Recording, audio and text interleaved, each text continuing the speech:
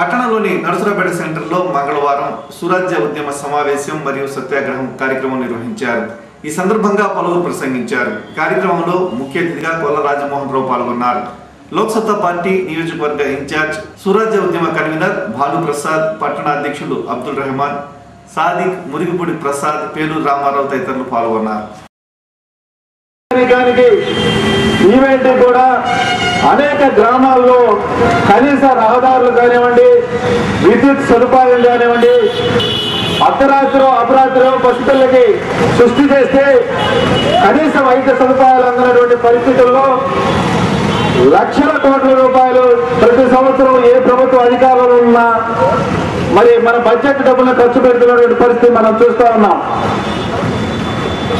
అందుచేత రాజకీయ పార్టీలకు అతీతంగా ఈ భారతదేశంలో పుట్టిన ప్రతి బిడ్డకి ప్రభుత్వం ఖర్చు పెట్టేటువంటి ఎన్నుకున్నటువంటి ప్రభుత్వాలకు ప్రజల ద్వారా ఇచ్చిన అధికారానికి మరి సరైన న్యాయం చేయాలి అంటే ఈ దేశంలో ఉన్నటువంటి రూపభూయిష్టమైనటువంటి విధానాల్ని రూపమాపే ప్రయత్నం చేయాలని చెప్పి జాతీయ స్థాయిలో ప్రత్యేకించి మన ఆంధ్రప్రదేశ్ లో ఉన్నటువంటి మేధావులంతా కూడా రాజకీయ పార్టీలకు అతీతంగా 4 అంశాల మీద ఏకాభిప్రాయంతో ఈ రాష్ట్రంలో ఈ దేశంలో అనేక సమస్యలు ఉన్నప్పటికీ ప్రధానంగా 4 అంశాలు కనుక ప్రస్ఫుటంగా ముందుకు తీసుకొచ్చేట్లయితే రూపభూయిష్టమైనటువంటి విధానాలు విడనాడినట్లయితే ప్రజలకు మేలు చేకూరుతుందని చెప్పేసి అన్ని రాజకీయ పక్షాలు, ప్రజా సంఘాలు, మీడియా కూడా దీంట్లో భాగస్వాములైనటువంటి పరిస్థితుల్లో ఈ రాష్ట్రంలో కొనసాగుతున్నటువంటి సురాజ్య ఉద్యమంలో భాగంగానే ఈ రోజు ఈ నరసరావుపేట సెంటర్ లో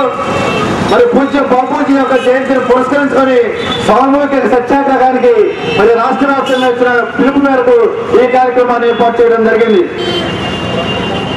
మనం పొద్దున్న లేస్తే ఉన్నటువంటి సమస్యల మీద, ఉన్నటువంటి విధానాల మీద, కొనసాగుతున్నటువంటి ఈ దోపిడీ మీద నిందించుకుంటూ కూర్చుంటే ఎటువంటి పరిష్కారం ఉండదు.